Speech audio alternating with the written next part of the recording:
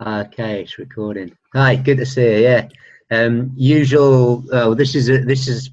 I'm late yet again, It's okay. which is it's part of who I've been for a long time. And when you look into the ADHD literature, it's very much part of that. So it's interesting. Well, So what's interesting with, that you say that because on my side, I'm the opposite, right?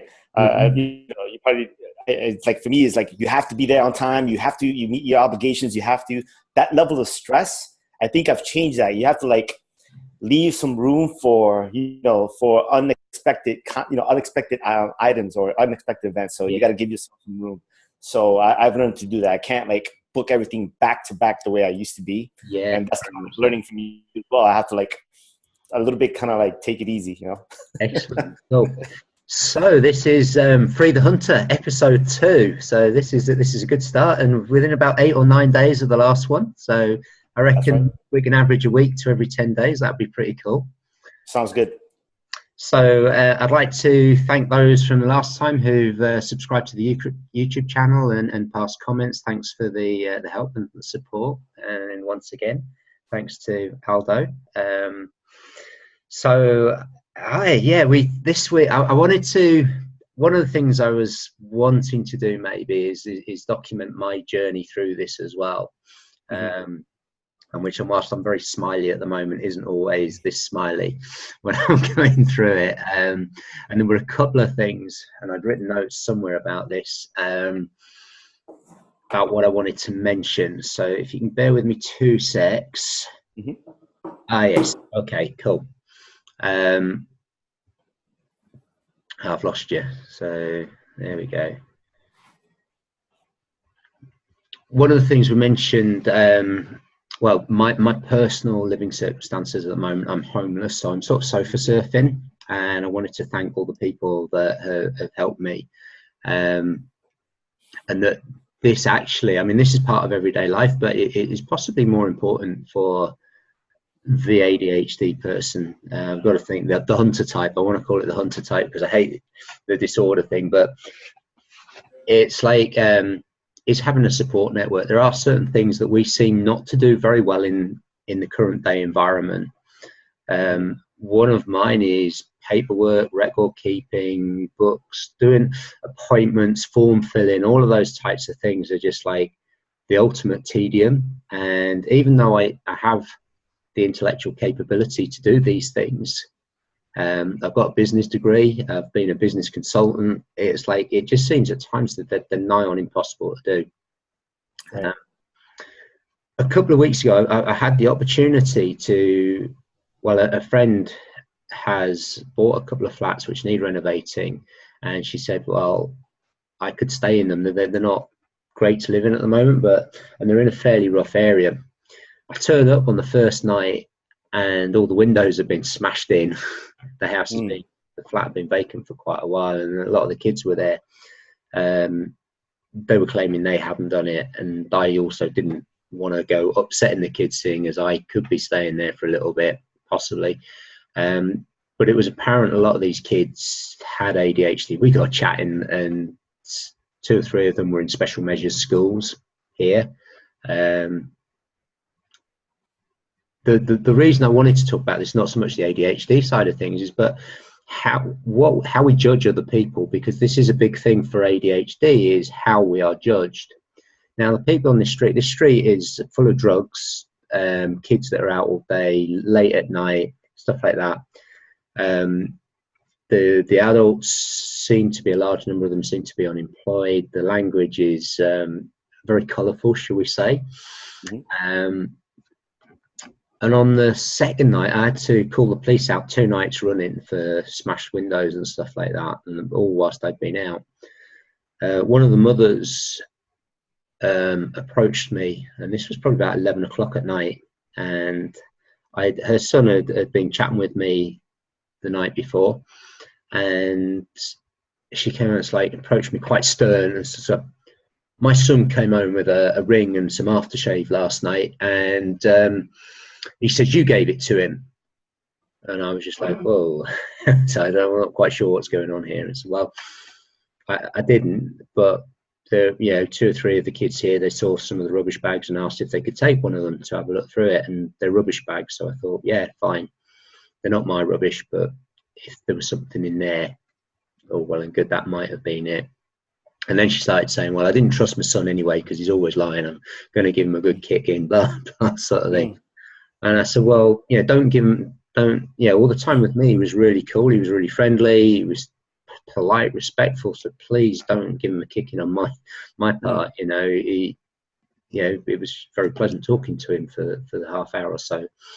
And she sort of seemed, oh, okay. And then she goes, are you staying here then? And I said, well, I was here last night and probably tonight, and we just have to see how it goes. And she said, well, have you got any gas or electricity? And I said, no, but it's warm enough at the moment, and it's just for sleeping. I've camped lots, you know. It's just, oh, you can't stay in there. You can't even make a cup of tea. She was beyond having an argument with about it, and it was late at night. I wanted to sleep, but she said, you're coming back to ours. And she wouldn't let me go. She let me go in the flat to get my bag, but literally dragged me over.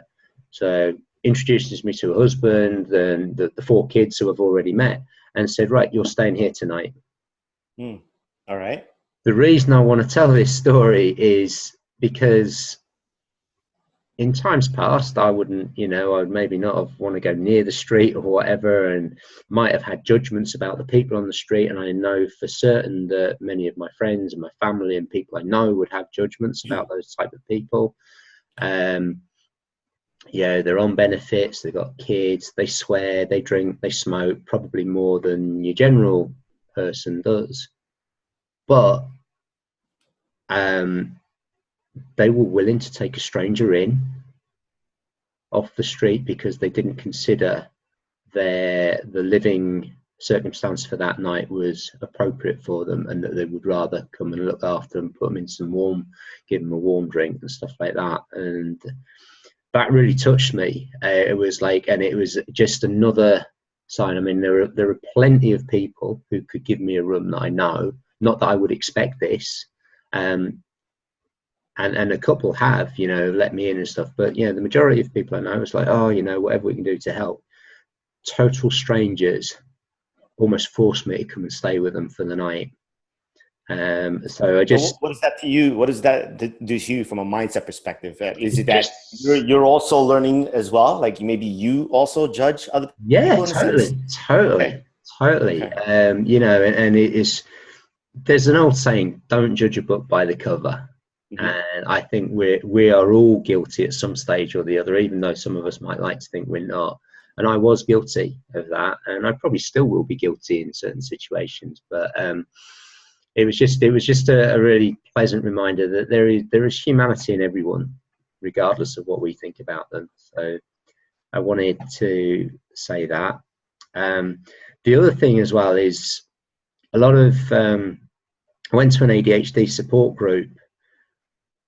And a lot of people there found out they were ADHD in later life. And often it was because they got themselves into financial problems, problems at work, discipline, not being able to turn up on time, forgetting appointments, all these types of things. These are all subtle clues that will come out.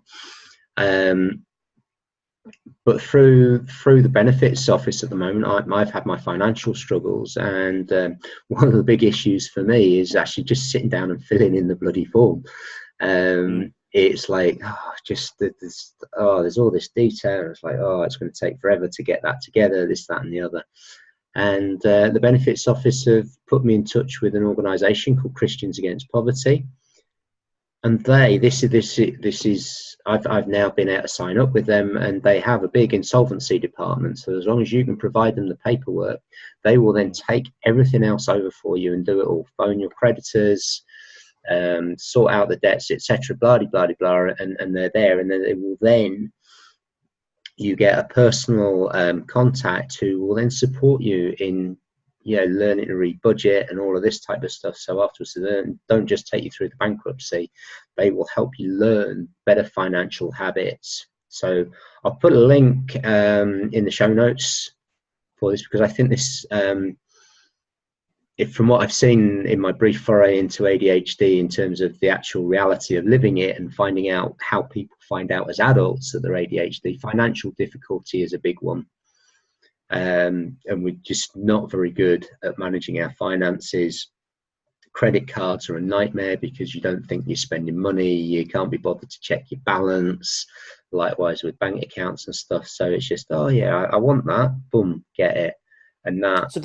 So do you think overall that maybe that is a seed that's out there, or that many people have that, in the sense that they're not aware that they have it, so they kind of get into trouble, not only financially but from a health perspective, from a mental perspective, all sorts, yeah. So if you look at the stats for this was on the notes I sent you first when I sort of said, Aldo, can you help me, because this is like, there's just so much out there.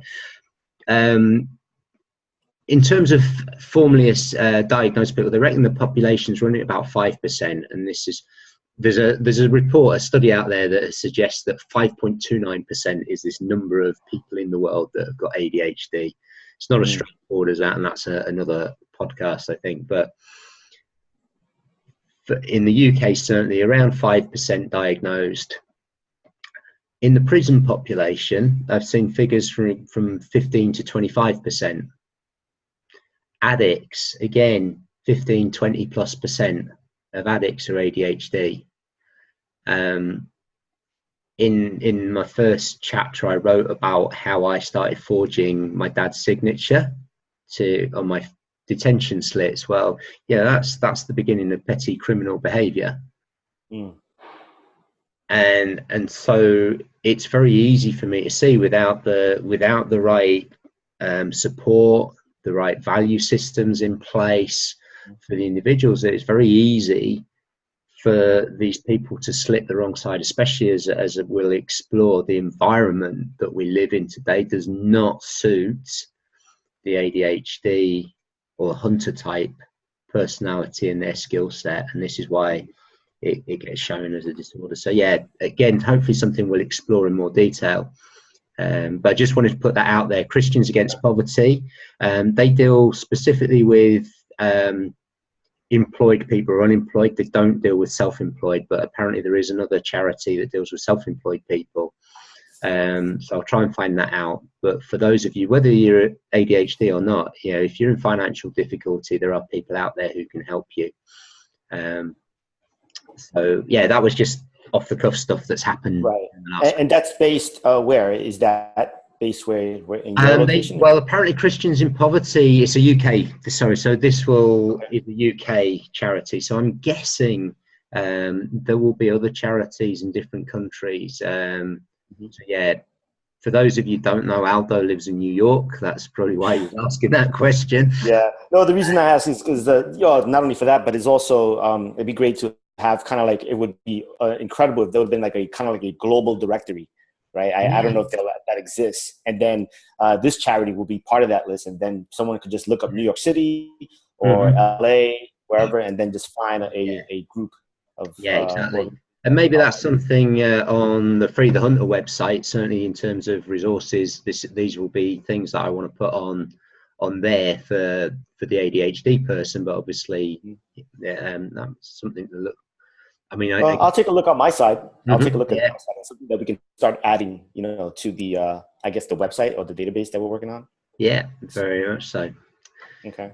So I think in the last podcast we started getting into what ADHD was or is, and I'd like today to I think we go into this in a bit more detail. So I've got the official American criteria. Apparently it's not the same worldwide, so different countries have interpreted this differently, but it seems that it did actually predominantly originate in America. So we'll go with that first. I guess the easiest thing I can do is just read it out. It shouldn't take too long. Okay. But I can post a link to it as well. So I believe I've got that up here.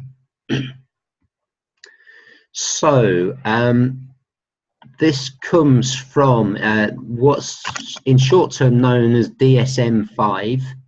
I'm believe that's the latest one. It stands for Diagnostic and Statistical Manual of Mental Disorders, 5th edition. And it talks about the fact that ADD and ADHD, so ADD, attention deficit disorder, and attention deficit hyperactivity disorder, they're now diagnosed as one, but they're diagnosed by psychiatrists and psychologists with the criteria, which are a description of behavior patterns. There is nothing in this diagnostic manual which links to physiological or neurological criteria at this moment in time. So this is purely based on behavior patterns. Is that last comment something that you're adding, or is that what you're reading? That was what I added. It is purely behavior patterns so far. So I'm going to cut through. Okay, so what we've got here. So there's two groupings. There's there's an inattention, a set of criteria, and then there's criteria for hyperactivity and impulsivity. Mm-hmm.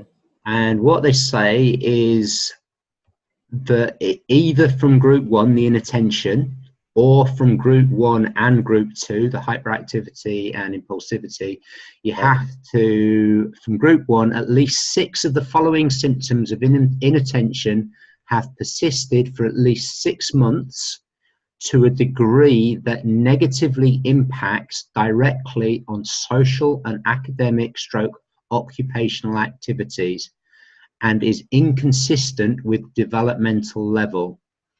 I'm assuming that the inconsistent with developmental level is, well, relates predominantly to children and what they might think is an age-related norm, but I guess as well to adults in that sense, in that you would assume that adults are fully developed in all of these things. And then for the second group, at least 6 of the following symptoms of hyperactivity and impulsivity have persisted for at least 6 months to a degree that is maladaptive and inconsistent with developmental level. So I'll go through the inattention stuff very briefly. Often fails to give close attention to details or makes careless mistakes in schoolwork, work, or other activities. Often has difficulty sustaining attention in tasks or play activities. Often does not seem to listen when spoken to directly. We'll see that all of these, everyone will have all of these to some degree. Often does not follow through on instructions and fails to finish schoolwork, chores, or duties in the workplace. And then in brackets, not due to oppositional behaviour or failure to understand instructions. Often has difficulty organising tasks and activities. Often avoids, dislikes, or is reluctant to engage in tasks that require sustained mental effort, and then in brackets, such as schoolwork or homework. For older adolescents and adults, preparing reports, completing forms, reviewing lengthy papers. So already there we see the completing forms, which I've talked about with my bankruptcy and various other things. Often loses things necessary for tasks or activities, e.g. toys, school assignments, pencils, books or tools. Is often easily distracted by stimuli unrelated to the subject or activity being dealt with. For older adolescents and adults, may include unrelated thoughts. Is often forgetful in daily activities, such as doing chores, running errands, and for older people, adolescents and adults, returning calls, paying bills, and keeping appointments. So let me think, that's 1, 2, 3, 4, 5, 6, 7, 8, 9 behavioural traits there, 6 of which you need to have to be classified as ADHD inattentive type. Okay, the hyperactivity and impulsivity ones. So hyperactivity often fidgets with or taps hands or feet or squirms in seat. I have big issues with this, but I'll read on. Often leave seat in classroom, office meetings, or in other situations in which remaining seated is expected. Often runs about or climbs excessively in situations in which it is inappropriate. In adolescents or adults, may be limited to subjective feelings of restlessness. Ooh, is that you or me? Yep. Oh, I think that's yours, on your side. oh, something ringing here. 2 secs.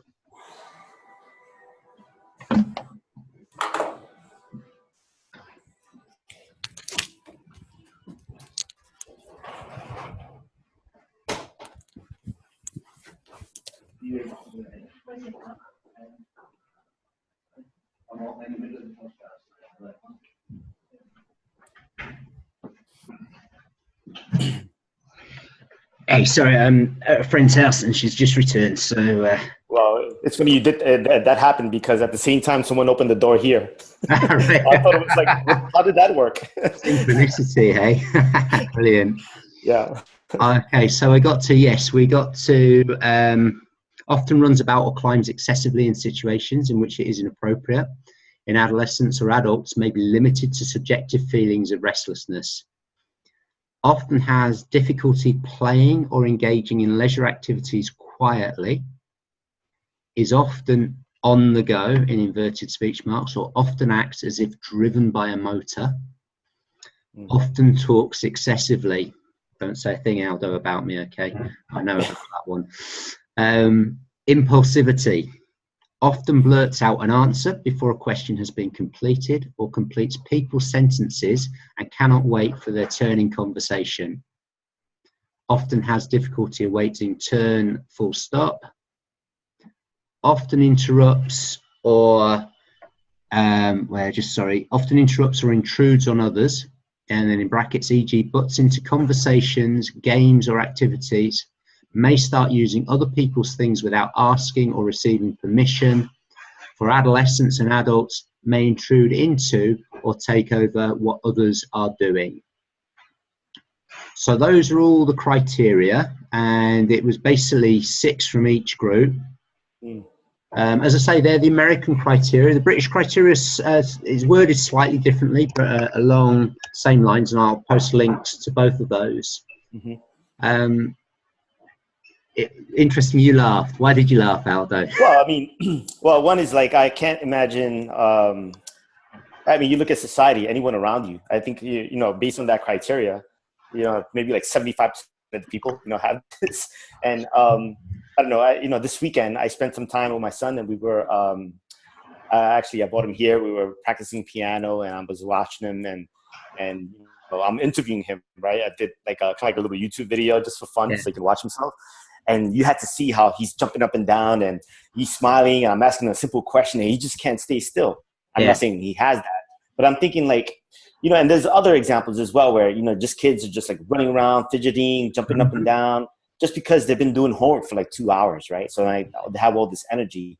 So I don't know, like, I guess as a parent, as an observer, I'm just looking at how much of this behavior is relatively normal for a kid, you know. How much of that is just normal? Like, you know, they're transitioning from being home, daycare, to kindergarten, to first grade, to second grade. You know, they're transitioning from being truly free and doing what they want at home sometimes, to going to a classroom to sit for like 6 hours, right? In a chair. And not all kids, some kids are calm and they just sit down and they just listen. And then some kids have a lot of energy.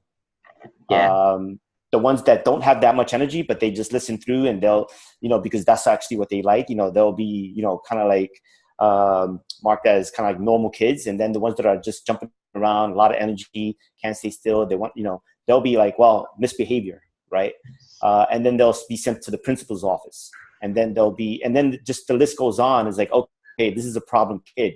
You know, now they have that label. Now they take them out of, you know, eventually, you know, they'll take them out of the class and put them in a different class with a different teacher. And so it just, the ramifications, meanwhile, they're just kind of like normal kids.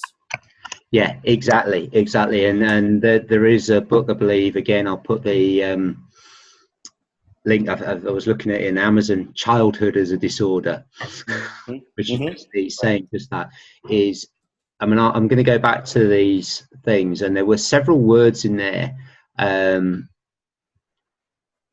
which are very highly subjective. You know, often fidgets with or tap hands or feet and squirms in seat. Often leave seat in classroom, office meetings, or in other situations in which remaining seated is expected. So it's the expectation which is creating the symptom, not vice versa. Right. And so the assumption is that, you know, we should be able to remain seated. Yet what's the other big health problem that we're facing in today's world is obesity. And people are talking about being sedentary. And yet we're defining another disorder by people who won't conform to being sedentary. To me, that's absolute lunacy. We're saying, you know, oh, you won't sit down, so you've got a disorder. You will sit down and you stay seated the whole time. Oh, you're obese. It's crazy. It's absolutely crackers. So again, there was a word inappropriate. Who has the authority to decide what is and what isn't? And so far, it's probably what we call cultural norms and the norms of the society. But that's one of the things I want to explore going forward in this is, well, actually, the way we can help ourselves and those that we know is actually change our expectations. So for the child who wants to move around in school, let them move around.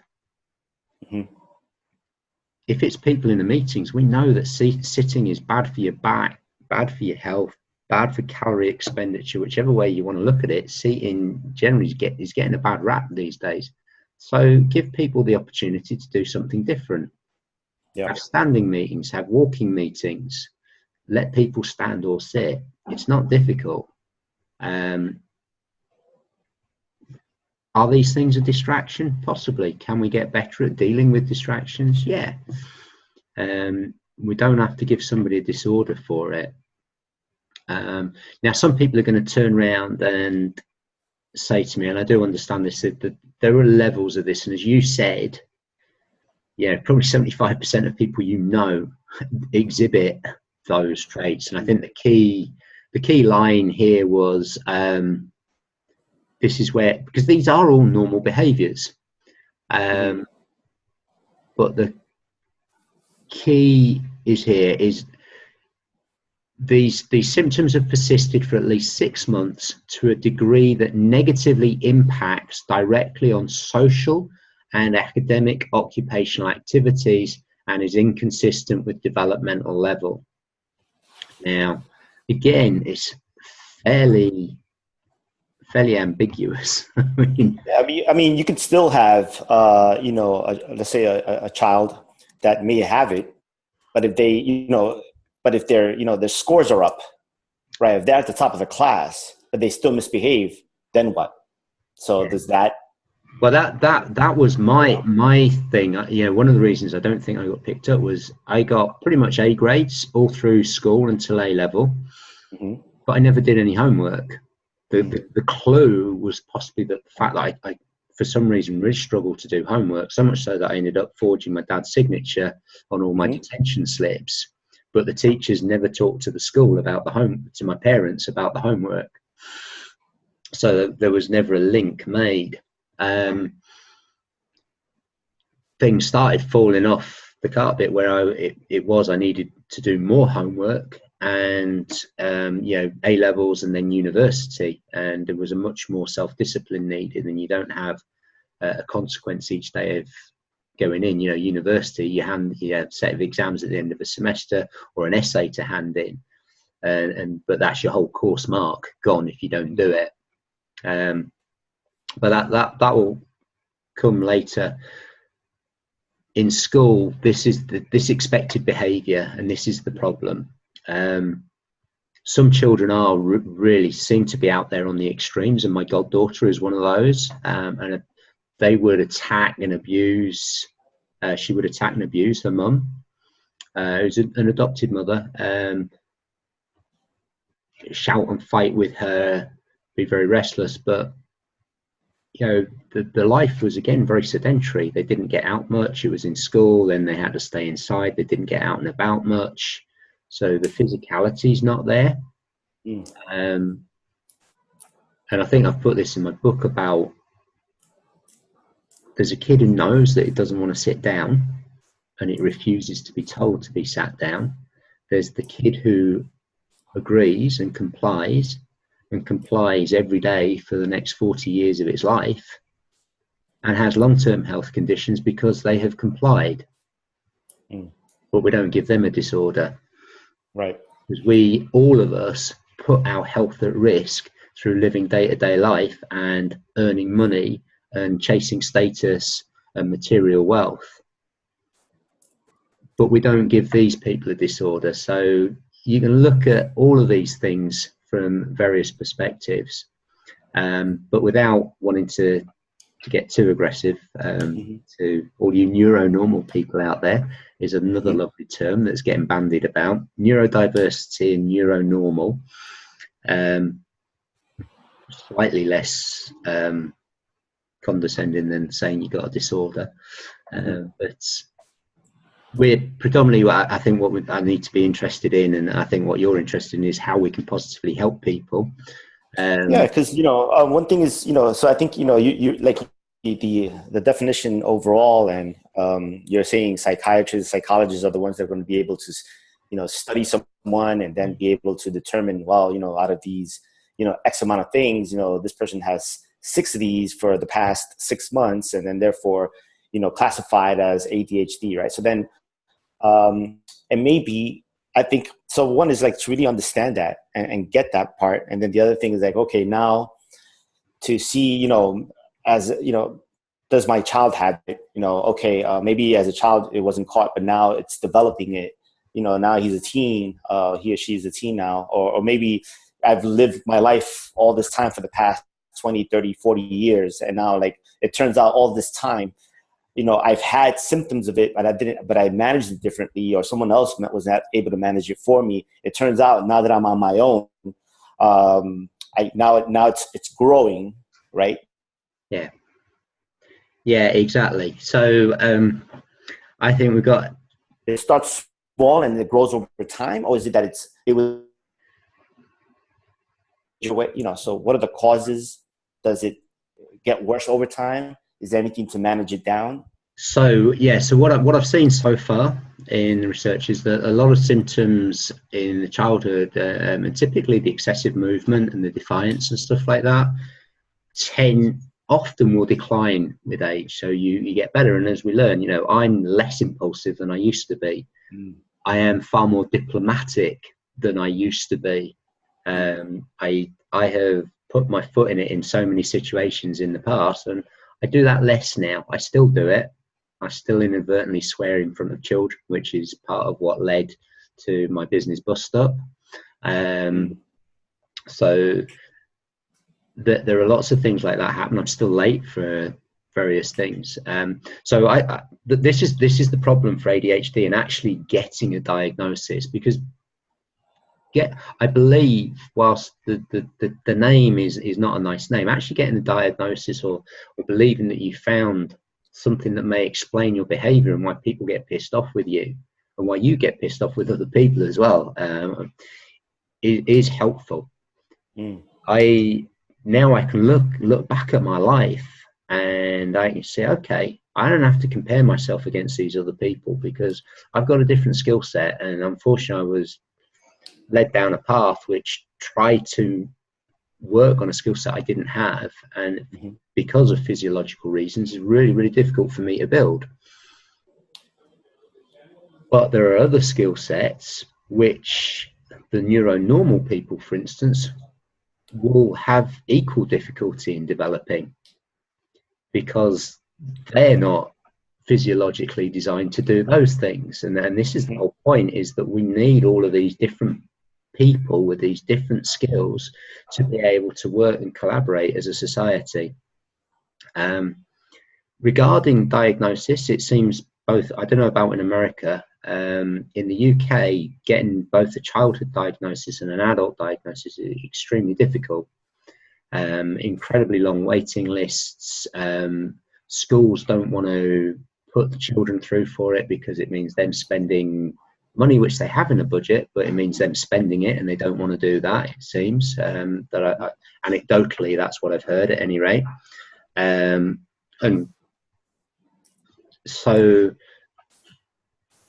what we're going to do now is I've mentioned this to you earlier. There are lots of self-assessment questionnaires online. They're not a diagnosis, but they will give people an idea of whether it might be worth searching for a diagnosis. Because whilst I'm not a big fan of medication, I think in certain cases is necessary, or can be very useful in learning behaviours, and we'll talk more about that in a later episode. But there are lots of other things we can do, and even just that coming to terms with it, that understanding and that acceptance can be massive, and that's been a big thing for me. So if you're game, Aldo, okay. I've got 20 questions here. This is from Simply Wellbeing, which is a site run by an ADHD coach, and again I'll put the link on. I've just chosen this one. There's lots of them. This is just simple, and it was one of the shorter ones. So is this a type of questionnaire that let's say I'm reading, going through a magazine, and then just like, oh, let me just see if I have it. Is that what you're? Exactly. Okay. So I'll be as honest as I can. Yeah, and I guess probably try not to overthink it too much. I think most people are going to be able to do a yes or no. Will be able to answer both yes and no to a lot of these questions. Okay. So bearing in mind does this get you into trouble? I maybe as a sort of an addition from my part, that may help you, or is it something that you predominantly do? I mean, we talked about being late, for instance. You're never late. No one in my classes expects me to turn up until 10 minutes after they've started, and I take the class. So, I'm totally. Well, in my culture, being Latin it's part of our culture. Yeah. You say 5 o'clock, you get there at 7. Or the party starts at 8, you get there at 10. Yeah. You don't want to be the first one. So it's just my culture. Yeah. And, well, in India, it's very similar as well. So there again, it's like, all of these things, what we're seeing is the environment shaping how we behave. So I'll get these out then. So simple yes, no. I don't know whether you want to write yours down. And then I got a piece of paper by 10, so it was just coincidence. Okay, right. Let's just get this up. Okay, so right, first question. Is it hard to plan ahead, organize, and prioritize? Okay, for me, that's a definite yes. No, for me, it's no. Okay. Are you frequently late? Well, we've already answered that one. For me, yes. I'm guessing. Yeah. Do you find big pictures more interesting than details? And I'm assuming this is more than just pictures, but in life in general. For me, that's a yes. And a really graphic one for me is when I went to the Taj Mahal. I could stare at it from a distance forever, but as soon as we got up close and we were shown the intricate detail of the ornaments, the paintings and all that, I was just bored to tears. I like big landscapes in terms of visual stuff, but also when we were talking about the ADHD thing, the reason I got in contact with you, Aldo, was because I went from first off the small picture, the details, how do I help myself, to all of a sudden thinking, how am I going to influence government policy? Right. Yeah. So that's a yes for me. What about you, Aldo? Well, for me, I kind of I do admire the big picture, but I like to see the details. Show me the details to see if this big picture is real. Yeah. That's kind of like my approach. Yeah. And that's why I like photography, because I want to see, let's look at the Statue of Liberty right over here. And then we start looking at the details, like, wait a minute, this is just metal put together. And then the metal doesn't look as nice as the big picture. As an example, I start looking at the detail, or I start looking at the landscape. It's like, well, it's not as green as it looks in this picture. Let's just say, it turns out it's like, it's a mess. It's garbage here, just things like that. So I kind of like the detail to tell me whether the big picture is real. And I do that with people as well. Right. On the outside, I know the outside. The outside looks fine. let's get to know the person a little bit more. It's like, oh, you know what, this person is not as nice as they seem. You know, the way they treat other people and the way they treat animals or things like that. So that's where I get to know people, and all of a sudden it's like, you know, I can write them off real quick, or be their best friend. Yeah. Excellent. Okay, so I think I tell you what, I'm running 3 for 3. You're running 0 for 3. So yes. All right. Number 4. Do you drift off and daydream frequently? Yeah, that's a yes for me. Yeah, that's a yes for me too. Okay, so you got one. So you know, there's a little bit of Hunter in you so far. Do you find it hard to concentrate or get bored easily? That's a weird one for me. Yes, typically on loads of things, but every now and then I get into something and you can't get me off it. But as a whole, yes. What about yourself? I get, when I get into it, I go deep in depth and understanding, and then after a while, like, okay, I'm not surprised anymore, so I get out and I jump to something else. All right, yeah, interesting, good. But it takes time. I give it a fair chance. And do you find when you're at work, when you were doing your work at the bank, for instance, could you concentrate throughout a day? And could I could be there 12 hours straight, and I can get involved and really problem solve, walk away, come back, and then just really, because I really, like, at that moment, I love what I was doing. And I was like searching for like the holy grail of whatever issue I was looking at. And then, so that would drive me. That would drive me that I'm the only one that can figure it out, or that's going to figure it out, and nobody else can. That would drive me. That's really interesting that it's that note of real personal, emotional involvement involved in that. Okay, next question. Are you more awake in the evenings and find it hard to fall asleep? Oh, yeah. I'm definitely more awake in the evenings. More so recently, I'm finding it harder to fall asleep. And if I go past a certain point, like I could fall asleep at 9 o'clock, but if I go past that, then I won't fall asleep for a long time after that.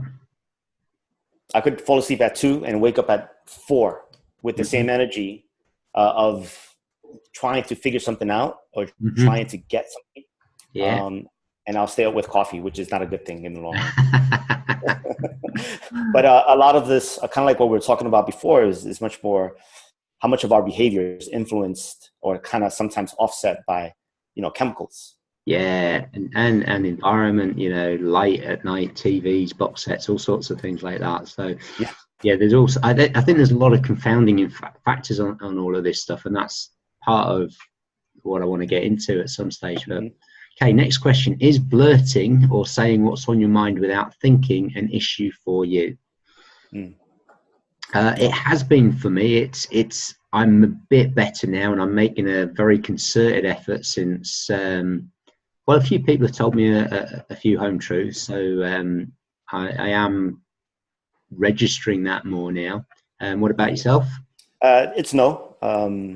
But I'm shouting inside, but I don't verbalize it because I'm thinking how the other person is going to accept that message. So I do say no. I do say no to that. So that's something. It's weird because I can be really empathic sometimes, but other times I have absolutely no consideration whatsoever, and I just need to say what I need to say. And I don't let things go when it would seem that other people think I should. Yeah, no, I admire that. I admire when somebody just says what they need to say. I admire that because I'm like, wow, I wish I could do that. But what I do is I do take some time and say, hey, can I be honest? And then from there, I'll express the honesty, and then from there, come back. And there's definitely a way of saying things as well, which is all part of how we can moderate or adapt our behavior so that what might be seen as a negative can actually become a positive. Can you focus so deeply that you don't notice anything or anybody else? Definite yes for me. Yeah, same here. Which is cool, and I think this is one of the misnomers or the misunderstandings of ADHD. People get hung up about the hyperactivity or tend to know more about the hyperactivity, which is more of a child thing, and the inattention.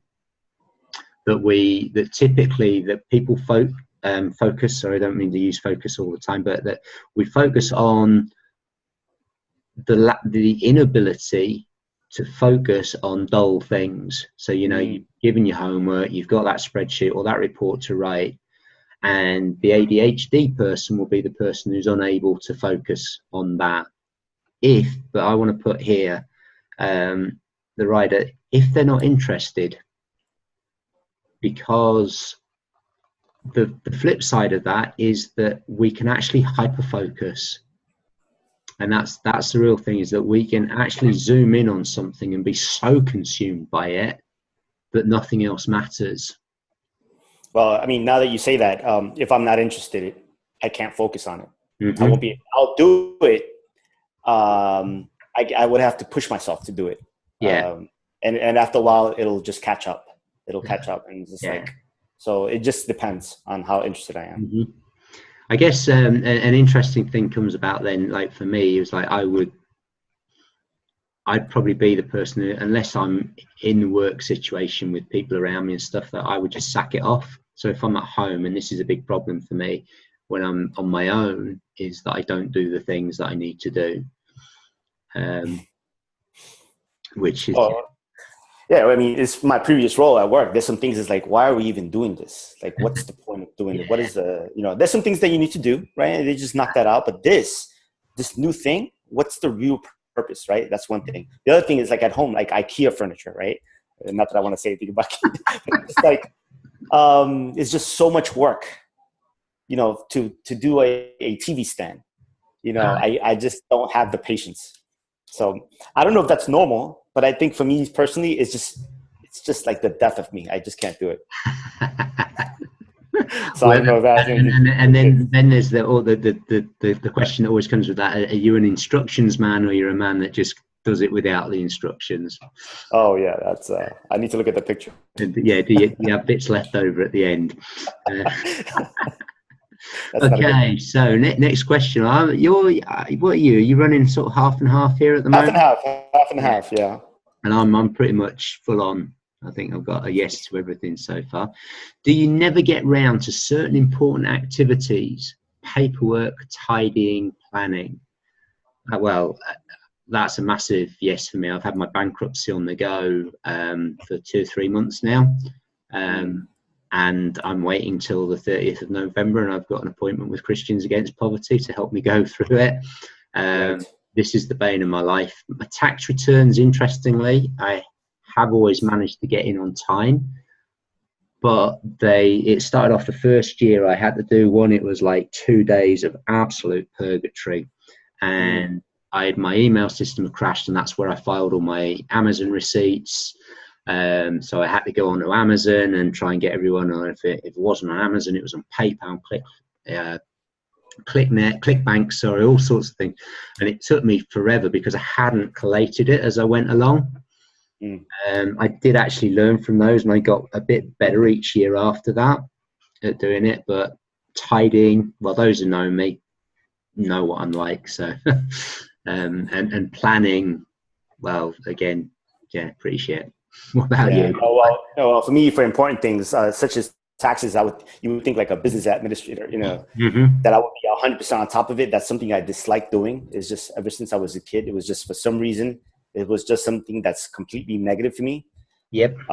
Even if it's something simple, the fact that I'm going to sit down and just open up this book that's like 50 pages and go step by step, I just couldn't do. So I would just go to a tax return company and just pay them, just do it.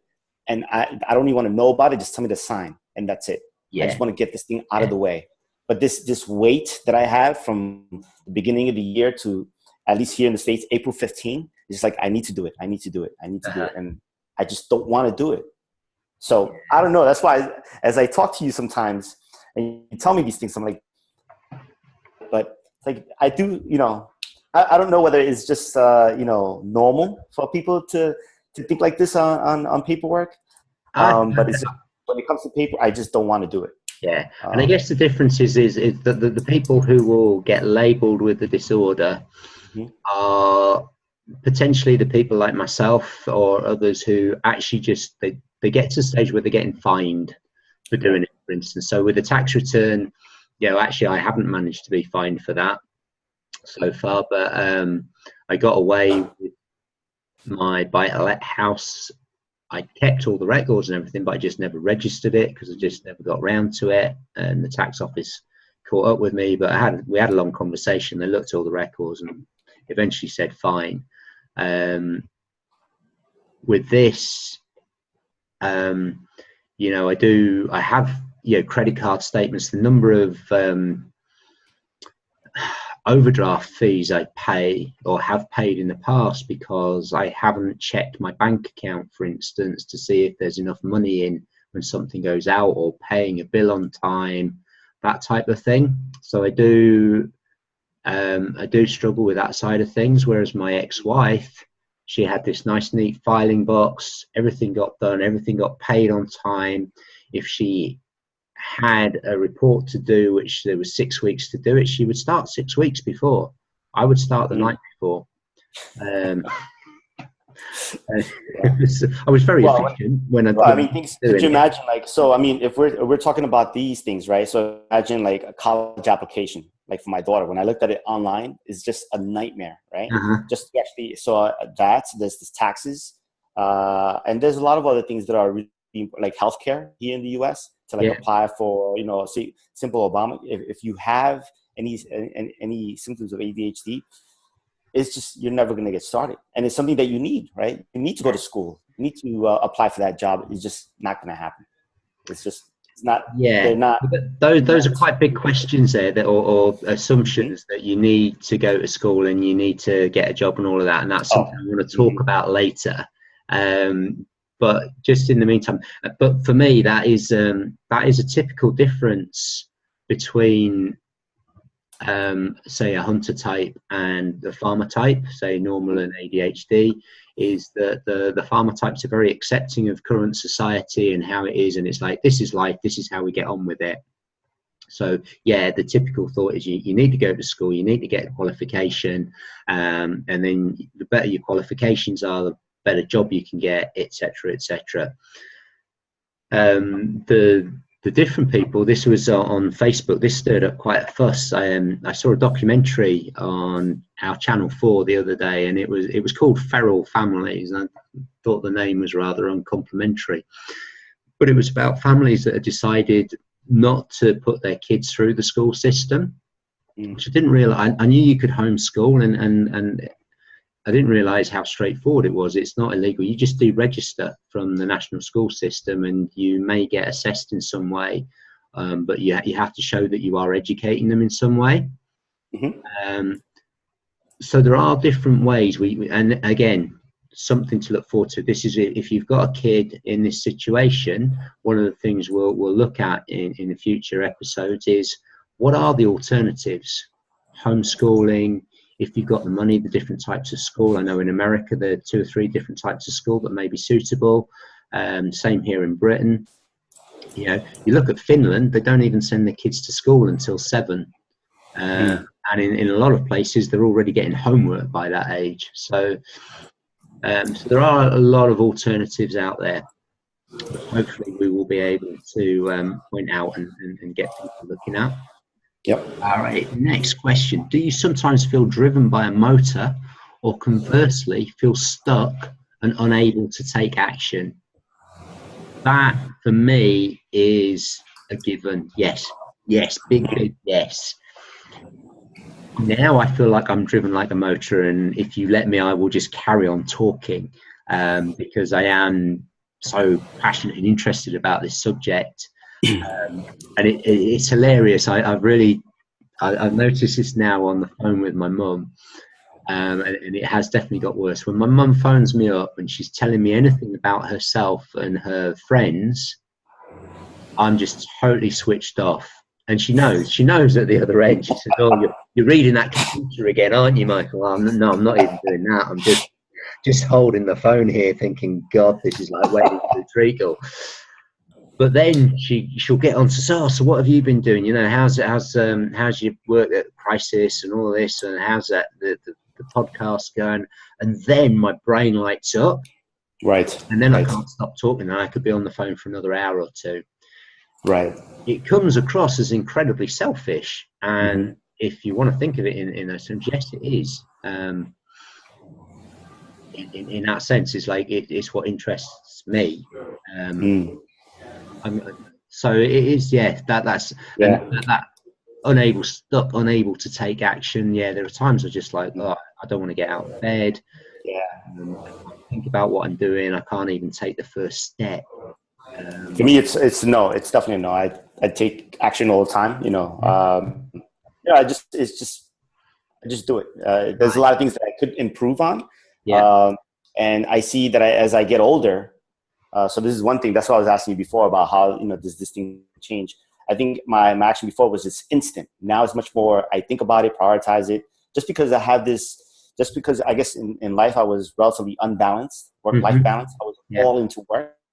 Now, before I take action, I say, well, let me just see what else I have going on. And I say no to things now, so I prioritize. Before, work was number one, and I take action 100%. Now it's much more like, should I take action? So I go through that extra analysis. So maybe it's a little bit of a wisdom that I picked up over the years. Yeah. And that's cool. And that was interesting to see on the Life Accelerator course, wasn't there? There was a lot of this taking action and having resistance to stuff and things like that. And I actually think a lot of people on those self-development type courses are people who have big ideas about what they want to do, but they're stuck, and they go through these phases of being really hyper and doing really well, but then it drifts off and they lose interest and stuff like that. And I think a lot of people on those types of things are ADHD. And unfortunately, or at the very least hunter type and higher up on the spectrum, even if they couldn't get a formal diagnosis. And actually a lot of what is happening isn't suited to the way they do things, which hopefully is something we can fix going forward. Well, I mean, the thing about lists, right? I mean, for me to take action, it has to be on a list. It's a mental list for me. And it's once it gets on that list of priorities that I need to do, I'm interested in just getting it done and moving forward. One thing that I learned is that before, that list was an employer, right? They gave you that list and you had to get it done. If not, you don't get paid. You get fired. Now it's like, well, can you do the same thing in your life without an employer? Can you do the same thing? In that case, I want to be able to say yes to that. So for me, the past couple of months has been a journey of, okay, I'm going to say yes, but these are things that benefit me. And now it's like, it's relatively easy. But for a little while, I was kind of like in a limbo. It's like, and I kind of like learned that after the Life Accelerator, it just went complete stop. It's like, wait a minute, what happened there? So I think I'm not saying I had, I was yes to this, but I'm just saying, like, even though it's a no, there's sometimes people fall into that, no action type of limbo. And this is quite a big point, this action thing. And I think it's great. And that's why I'm really grateful that you're working with me, because you can take that action and you will take that action the whole time. The unfortunate thing for me is that we'll delve into the physiology of why this might be the case going forward for ADHD people. And there are lots of other reasons as well. So I'm not saying that being ADHD is the only reason this might happen, but not being able to take action then gets judged. And this thing is like, we judge the behavior, but we don't look at the reason for the behavior and why that is occurring. And so this is where ADHD people will suffer. So for instance, my dad, I was a naughty boy because I didn't do my homework.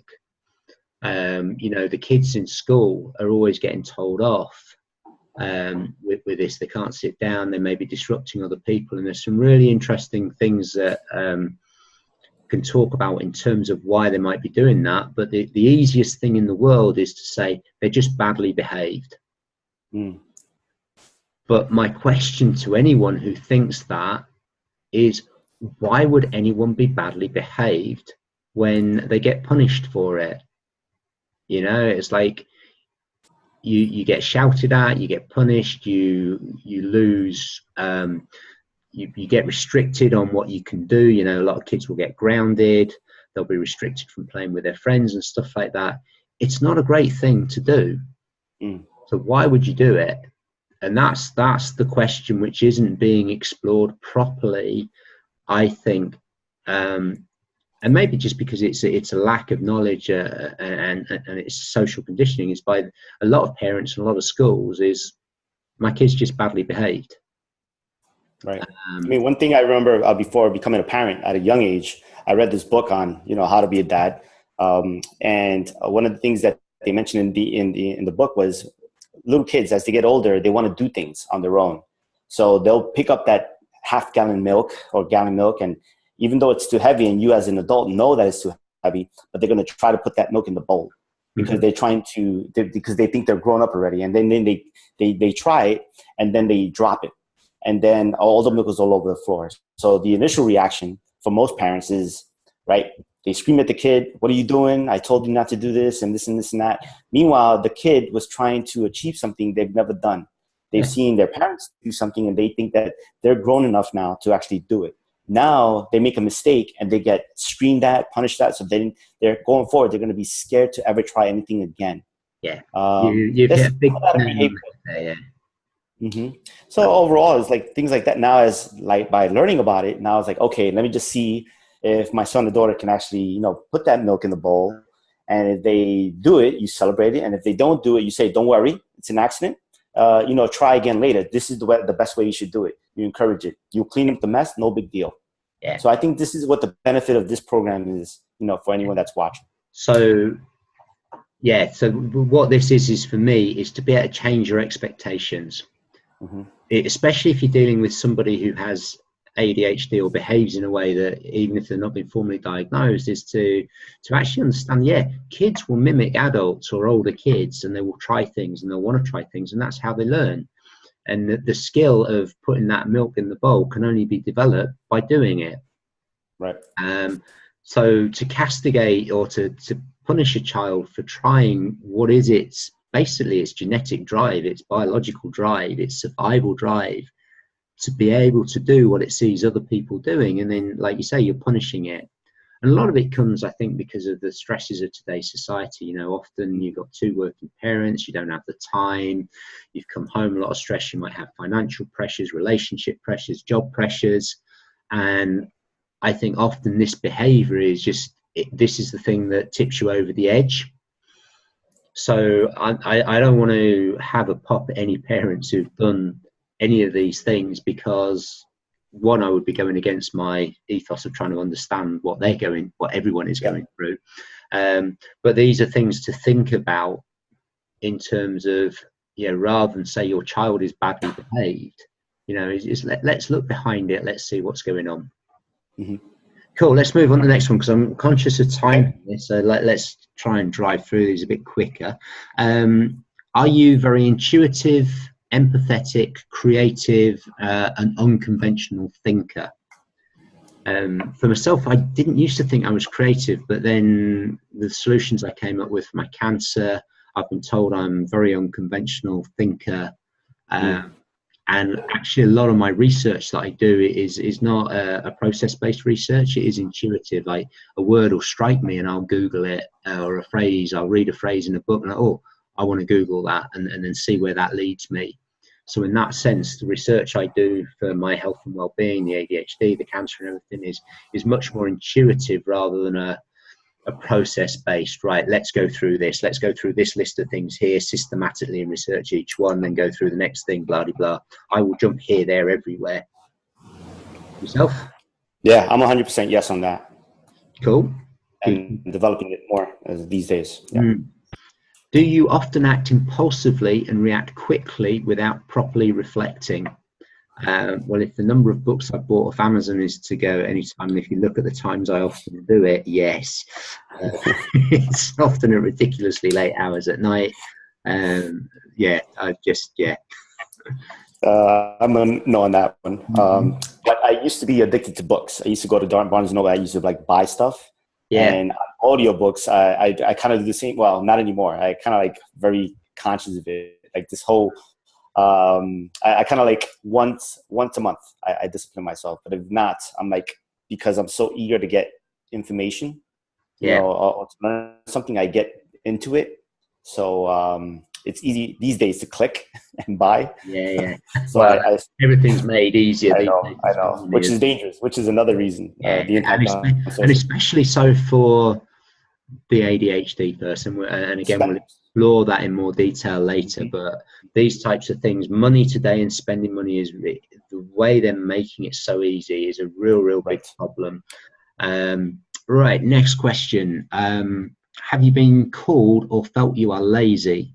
School always said you should try harder. Yes. No. Okay. There's so much now. I'm not going to go there, but I guess you would be a no on that one, Aldo. So yeah, that's right. I don't want to hear about your halo. So. Oh, there's a halo right here. I'll polish it afterwards. But, yeah. Right. Do you use Diet Coke, alcohol, coffee, or drugs to calm your mind? That's an interesting one. I thought about this. Coffee for me, sometimes it's a weird one. There are times where it's like my brain's just hurting and I do it. The alcohol to calm my mind, yes, occasionally. Drugs, I've tried drugs, but there's nothing that I've used on a regular basis. What about yourself? Yes, a lot before, but then now it's just much more coffee. You know, that's even at nighttime, it's like, okay, time to relax. I'll get my coffee. Yeah, interesting. So cool. Have you underachieved and not met goals, or you start new tasks before finishing old ones? That's my life.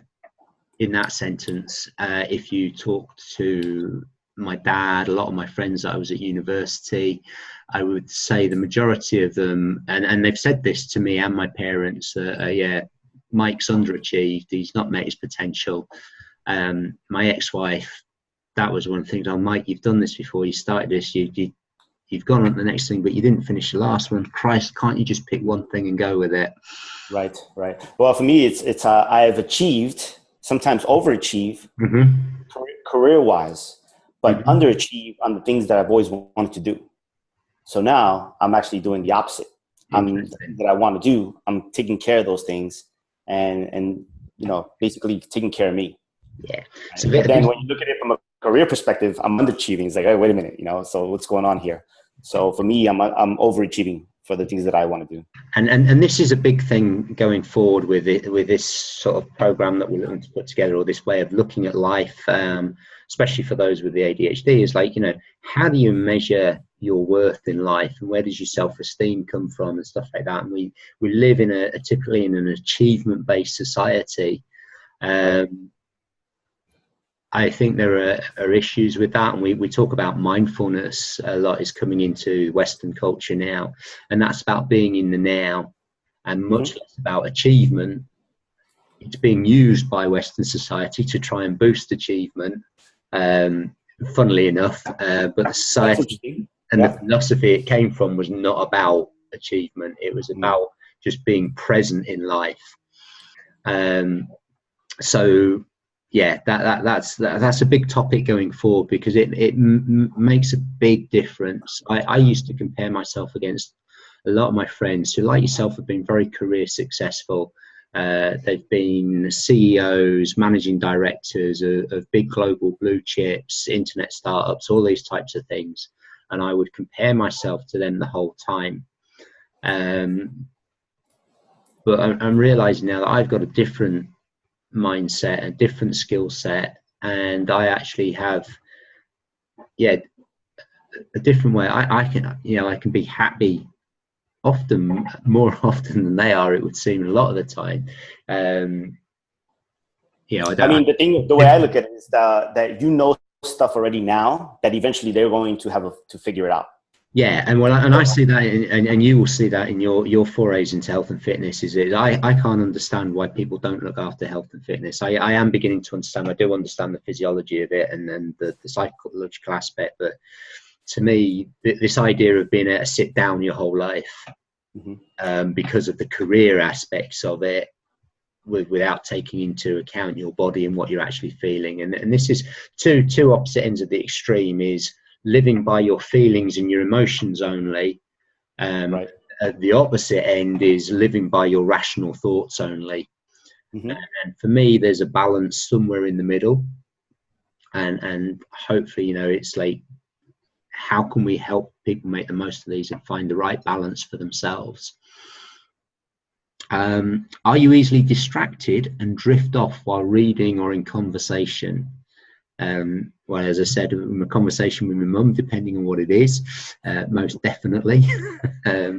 Distracted, yeah. You know, things flashing by the window, or whatever, or if it, you know, there's a telly on in the background. I hate it. I hate it when pubs do that, restaurants, etc. So yes, an easy yes to that. Yourself? I get distracted. I think if I don't have a goal or a timeline, you know, if I get distracted, I'll float or start floating. You know, I'll start learning about something and then learning about something else, and before you know it, like, not much gets accomplished. So I tend to do that. Okay. Is it hard to go through established channels and follow proper procedure? Yeah. Yes, for me too. Yeah. I think just bureaucracy makes that like that. Well, I mean, I always put the, you know, in, especially like in the corporate world, right? There's a piece of paper on the floor. My thing is just, if you see it's there, pick it up, throw it in the garbage, right? But you don't need a procedure or guidelines on how to pick up a piece of paper. You're gonna have like 5 people involved. I'm like, just solve it. So a lot of things in life as well can be easily solved. And you know, when it comes to like procedures and following guidelines, like, I'll do it and I'm good about it, but I know it's not the best way to do it. So I try to like get things out, better ways of doing it. Yeah. I can often just find it hard. Like, again, I can do it, but I just like, oh, for fuck's sake. Sorry, I'm going to swear, but that's what it is. It's like, proper procedure, really? It's like, get real. How old are these? You know, it's like 20 years old. That's what I'm saying. Like, you know. Are you impatient? Do you hate queues and drive fast? I can be, and I think this is a state. For me, this is state dependent. And when I say state, is my physiological. Am I tired? Am I stressed? Since my cancer, I have done a lot of meditation, and this has actually eased a lot of my symptoms, and I do view the world differently. So now when I'm driving, I'm far less prone to drive fast, but there are times where I do. I can be impatient, but again, there are other times where I'm probably more tolerant than a lot of people. But that, again, was not a natural thing. That's something that's learned since I've had cancer. So a former yes to that. I'm patient. I'm patient with people. Too patient sometimes. Yeah. It's just right. Have you a family history of alcohol, stroke, drug addiction, anxiety, or depression? To be honest, I don't know. Not that I'm aware of. My granddad, I believe, had some anxiety, and he also happened to be an artist, which and I do know that a psychologist I know here has talked about the fact that creativity is associated with mental health issues, which again is something we'll delve into, but not that I'm aware of in my family. And yours? Depression, anxiety, things like that, those terms don't exist in my family. It's just everyone works, and they come from Guatemala, and those terms are not like, you know, there you have to work and that's it. You don't have time to be depressed the way we are here. But alcohol is my dad was an alcoholic. Well, he still is, in a sense. He hasn't drunk for close to 50 years. He works in Alcoholics Anonymous as a volunteer, you know. So but it has been in my family. So okay, cool. And then last one, finally got there. Are you forgetful, often losing or misplacing things, forgetting appointments? Well, yeah, I'd lost my phone yesterday. It's a no for me. It's a no for me. It's I do, if I need to have a calendar, and before I would never have a calendar, but now I have a calendar. So if I put it on my calendar, I won't forget. So it's all about having the discipline to put it in my calendar. The interesting thing about forgetful, I was chatting with my mate about this, is that I have to say, I often say now to people, I might have already told you this, because I can remember some things really well. So if you talk to me about ADHD and the studies I've read and this, that, and the other, I can give you a lot of detail about what I've read. Yeah, that's pretty good, by the way. I can't remember whether I've told you or yeah. who I've talked to and this, that. And so a lot of my conversations go that way. And another thing that was really, I think this has come later in life for me, and so I'm not 100% sure it is an ADHD thing, but when I started reading about ADHD in the literature, this was something that came up. And it's like, you typically say your wife says to you, Aldo, we're going out on Saturday night and it's my sister's birthday, so it's really, really important. And you go, yeah. Come Saturday night, you've arranged a beer with your mates. Now, I'm guessing from what you said that won't happen to you, but that's the sort of thing that happens to me. And again, it gets like, oh, Mike, I told you, you know, how can you be so forgetful? How can you be so selfish? And I don't know. I don't understand it. But apparently this is something that happens with ADHD people.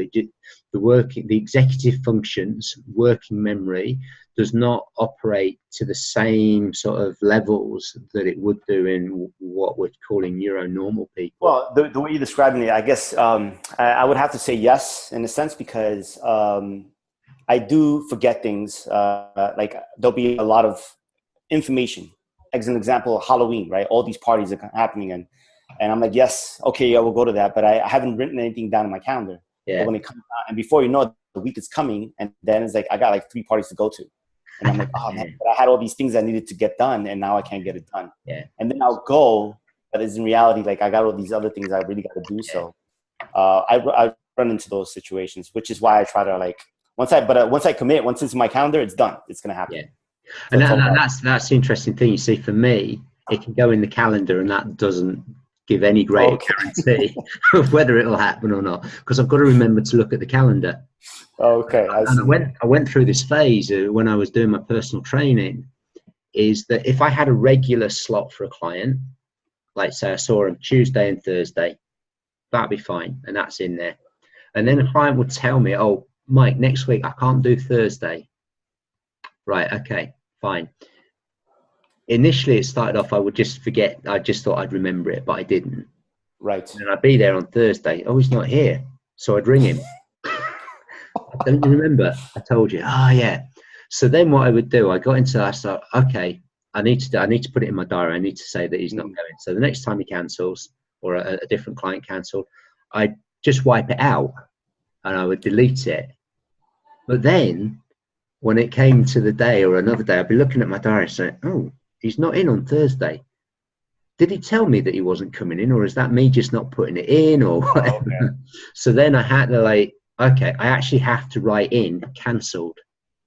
So I actually have, went through this stage of going through it, and it would be, such and such is right, or then such and such cancelled. And I actually had to write in because I couldn't remember the conversation. Right.